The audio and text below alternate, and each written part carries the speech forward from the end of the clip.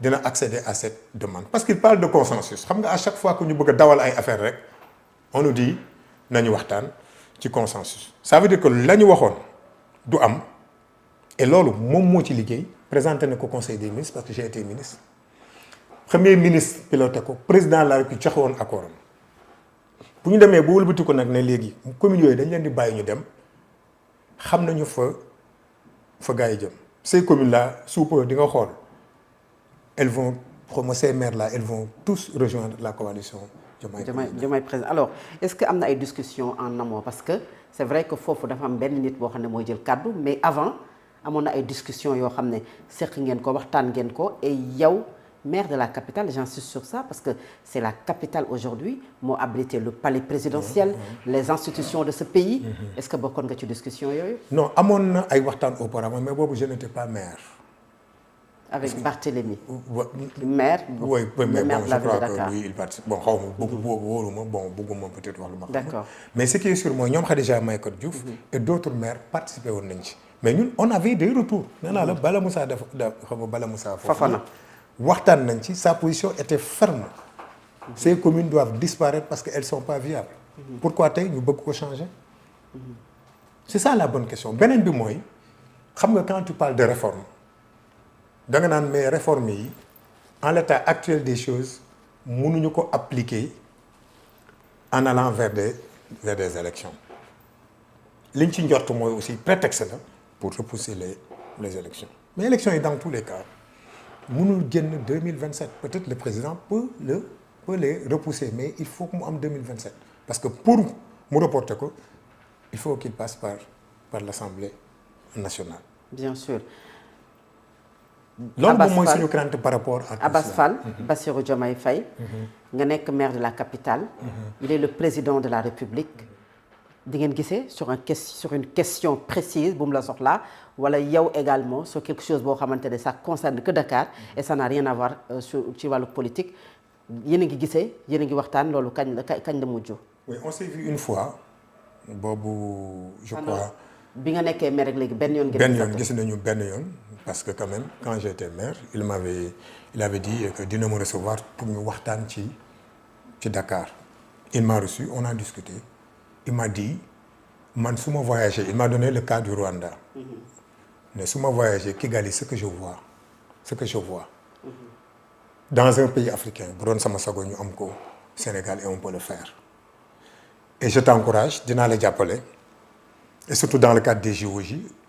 dinañ leen jàppale pour que Dakar xar kanamam change et en son temps effectivement on avait discuté et ça on en avait aussi discuté avec le Premier ministre mais da ngeen di fexe ba fonctionnement yi parce que une ville ne peut pas se développer quand les charges de fonctionnement sont plus élevées que les charges d'investissement fexe leen ba investissement yi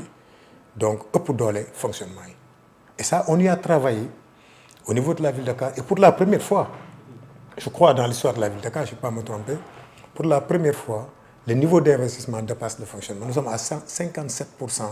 de niveau donc de niveau d'investissement on a discuté de façon très très très courtoise boobu problème yi commencé na am c'est vrai. mais demewul noonu. mais demewul noonu. ba nga xamante ne nag vous faites partie des plus critiques. monsieur le maire oui justement. très critique envers le président de la République. je vais continuer à l'être. xam nga pourquoi. et question bi nga ma posé dafa am importance. il faut qu'on fasse la part des choses. oui. man je l'ai dit bi ma ñëwee ci conseil municipal bi te defe naa boobu ba léegi noonu lay doxalee loolu tax unanimité am au niveau du conseil municipal j'ai dit que ville de Dakar kenn du fa def politique. Fatou suma militant yu bëri sax dañ may mere parce que day ñëw ville de Dakar ma leen fii du ma fii recevoir militant si vous voulez me voir il faut venir au siège du ma recevoir militant à la ville de Dakar j'ai dit ville de Dakar kenn du fa politiquer parce que loolu moo ko yàq en réalité dañ ko jël def ko un outil politique soit di ko utiliser contre le pouvoir ou bien le pouvoir di ko utiliser bu fekkee la ville bon ki ko gérer dépend du parti au pouvoir di ko jël di ko xeexee ñeneen j'ai dit loolu c'est pas ma philosophie de la gestion d'une collectivité territoriale donc pour tout ce qui concerne l'intérêt des Dakarois suba su ma président Bassirou Diomaye Faye woowee en tant que président de la République ne daf may recevoir en tant que maire de Dakar pour ñu waxtaane Dakar damay dem ça c'est clair moo tax ma ne je fais la part des choses je l'ai dit à mes amis avec qui yi nga xam ne bokkuñu parti à la ville de Dakar je l'ai dit fii bu ñu fi ñëwee li ma leen di ñaan woo leen ci yéen aussi jëfe leen ko buñ fi kenn politique mais su ma génnee man leen su ma génnee fii ci biti ah sur le terrain politique danaa leen door ay xeer mais fii su ma fi ñëwee du ma wax politique donc si le président Bassirou Diomaye Faye m'appelle pour ñu waxtaan ci ville de Dakar parce que ville de Dakar man moom moo ko ce sont des Dakarois qui habitent ici ils ne peuvent plus continuer de souffrir parce que tout simplement le maire qui est là jubóowul ak le président de la République te ñoom ñoo ñu woo ci loolu. comment ça ñoo leen président Bassirou Diomaye Faye moo ma wax. premier ministre wax ma ne fait jamais l'erreur des autres surtout le premier ministre il a insisté Abbas bul jël mairie bi di ko xeexee kenn parce que mu jox ma exemple mu ne ma supposons le maire de Parcelles Assainies àndul ak yow nga ni da nga koy xeex parce que àndul ak yow mais yow xeexuloo ko yaa ngi xeex les habitants des Parcelles Assainies dont tey militants il faut changer cette approche c'est eux qui m'ont dit ça mais ci loolu lay doon. mais est-ce que le président loolu mu la waxoon parce que depuis bi nga jotee mairie bi ak léegi mi ngi bëgg a def diir. oui def na président oui le président est-ce que loolu mu wax yow jàpp nga ne ci logique boobu la nekk c'est-à-dire que aujourd'hui ci wàllug gestion bu ville de Dakar ak ni nga koy gérer ak moom mi nga xam ne moom mooy exécutif. y a cette collaboration bi nga xamante ne war na am ci seen diggante. oui forcément su fekkee la mu waxoon mu ngi ci loolu mënul ñàkk. man li ma waxoon changé wu ma ci. Abbas vous êtes très critique. mais foofu laay jëm moo tax ma ne il faut qu'on fasse la part des choses. mais loolu est-ce que dina yomb. non mais attends c'est à lui en tant que président de la République mu jël hauteur bañ a gis les critiques de façon personnelle parce que mais attends vous voulez que je ne sois pas critique envers lui alors que lui il est très critique envers nous. comment ça il est très critique envers vous. mais président Bassirou Diomaye Faye ñu muy àndal. nga leen di dégg fan yii yëpp ñuy attaqué président Ousmane Sonko fu ñu bokk man dinaa nangu par exemple ku nekk Diomaye président di attaqué mon président de parti te du ma attaqué ñoom aussi seen président de coalition ah non c'est du donnant soit on est dans la courtoisie politique ñun ñëpp ñu toog def politique de façon courtoise c'est-à-dire yam sur les principes waxtaane programme waxtaane yeneen ak yeneen comme ce qui se passe actuellement dans ce pays xam naa dinañ ci ñëwaat mais mënu ma nangu nit taxaw fële di attaquer le président Ousmane Sonko boo xam ne c'est grâce à lui que le président Bassirou Diomaye Faye nekk président de la République gannaaw yàlla kenn mënu koo bañ yàlla mooy joxe nguur mais dafa am fu mu koy jaaree c'est grâce au président Ousmane Sonko c'est grâce à l'appareil de Pastef c'est grâce au sacrifice yu ñun yi ñu consentir Fatou Abdou dara réeru la lépp fi la fekk du ma nangu ñooñu di attaquer le président Ousmane Sonko te du ma attaquer ñoom aussi seen kilifa bi nga xam ne sax peut-être dinañ ci ñëwaat nee na dafay nekk président de parti bu nekkoon sax dafa summi mbalaanu président de parti parce que il signe en tant que président d'honneur bu fekkoon daf ko summi sincèrement sax mën nañu bañ a egg ci moom mais bu fekkee moo nekk derrière moom si boppam taxaw di bénir ces actions là parce que gis nga ko mu dem ci benn activité. vous pensez que moom moo nekk derrière toutes ces attaques. mais demuloo ci benn activité mu toog un de ses ministres di attaquer président Ousmane Sonko di ko yàq lu ne de seetaanoo ko fii King Fahd Palace Fatou Abdou. alors nous sommes en politique il donne des coups politiques il doit en recevoir moom saa yu dóoree politiquement dinañ ko dóor politiquement c'est notre ancien frère de parti. mais foofu la ñu toll. donc vous revenez à l'opposition radicale bi ngeen nekkoon. non c'est pas. est-ce que ngeen delluwaat. non est-ce que ñun ñoo nekk opposition je ne vois pas. ah da ngeen di opposé wu. non ak le président de la République. compte tenu de la configuration actuelle. léegi kon fan ngeen bokk yéen. compte tenu xam nga keroog j'ai posé le problème. les gens peut-être ne semblaient pas avoir compris mais Fatou Abdou j'ai dit les spécialistes en sciences politiques war nañu am nañu cas d'école. creuser encore. pour creuser encore pour xool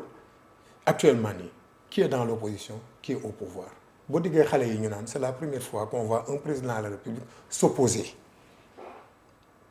mais Fatou Abdou kan mooy président la du Bassirou Diomaye Diakhar Faye. ah bien sûr. kan la ñuy attaquer ci réew mi président Ousmane Sonko c'est-à-dire que le pouvoir actuellement nii les gens de façon inconsciente xam nga loolu on n'a pas besoin d'être trop doué pour comprendre de façon inconsciente tout le monde dit que le pouvoir est entre les mains du président Ousmane Sonko loolu mooy justifier toutes les attaques yi ñuy def contre lui mës nga gis un président de l'Assemblée nationale ay nit di manifester ne Sonko dégage Sonko dictateur ñun du temps de Macky Sall Macky dictateur lañ doon wax daaw ñu wax président de l'Assemblée nationale dictateur et de façon inconsciente même ñoom au niveau du pouvoir ils s'opposent au président de l'Assemblée nationale actuelle c'est ça moo tax man lii c'est un cas d'école donc Fatou je suis maire de la ville de Dakar il est président de la République saa yu ma woowee su ma nee monsieur le maire j'ai besoin de vous dans 10 minutes su ma fekkee ville de Dakar dinaa sol samay dàll dem seeti ko mais su ma wooyee en tant que président de la coalition Diomaye du ma fa teg sama tànk donc la part des choses man elle est très claire à mon niveau et wax naa ko keroog conseil municipal il nous a fait une dotation de 5 milliards c'est vrai qu'on s'attendait à plus et puis je l'ai remercié publiquement il dit ñu ngi remercier le président la pour dotation bu mu defal ville de Dakar xeebuñu ko parce que xam nañ ni dëkk bi dara amu fi on a énormément de difficultés mais il a tenu quand même à respecter ses engagements et quand les gens derrière amoon na ñoo xam ni ils étaient en train de tout faire pour ñu bañ a jot dotation bi. des gens derrière c'est-à-dire. duma ci dugg mais bi ma ko xamee je lui ai envoyé un message à lui le président de la République pour lui dire que ni. ñu bokkal coalition la wala. non xam nga rek. xam nga boobu le conflit était latent. ñu ngi doon toog te ñun xam nañu déjà ne la rupture était déjà voilà c'était une question de temps parce que du lépp ngay mën a wax ci biir. xamoon ngeen ko déjà. xamoon nañ ko maanaam sentiroon nga. non moment bi nga xam ne du question sentir sax. clash da doon am xamoon nañ ko. vous avez assez d'éléments. on a non assez d'éléments. yu wane ni clash day am mais ça doonuñu woon nangu mu ñëw ci. mu jóge ci yéen parce que c'est que les gens voulaient en réalité. Et quand j'ai été informé de ces dilatoires-là, j'ai écrit au président pour lui dire que ni bi nga ma recevoir da nga ma ne di ñu jàppale ba ma jël une partie du budget de la ville de Dakar anticiper ci ay chantier te mënuma man jël suma budget primitif dugal ko foofu alors que j'ai d'autres charges j'ai la santé j'ai l'éducation j'ai les infrastructures à faire te du ma ko mën a def. Il m'a répondu pour me dire que j'ai bien reçu votre message, monsieur le maire. Et après, il nous a accordé ces 4 milliards là, 4 milliards en son temps. L'actuel Premier ministre, l'année dernière, visite de chantier, man non 4 milliards. Qu'est-ce qu'on va faire avec 4 milliards? Ces chantiers-là, on ne pourra pas les faire avec 4 milliards. Et c'est après qu'on nous a fait un truc. Donc, pour moi, c'est ça l'acte républicain. Accompagner le maire, ak fu mu mënti bokk nag. Mais c'est vrai que c'est un peu compliqué parce que le maire est dans le parti Pastef. Dans le parti Pastef. bi ngay wax la séparation ni nga ko doon waxee c'est comme si c'était douloureux c'est vrai que dépasse nañ ko mais ñi ngi door a am occasion pour toog ak yow Ousmane Sonko limogé de son poste de premier ministre juste après des questions d'actualité boo xam ne def na ko le même jour à l'Assemblée nationale ban sentiment moom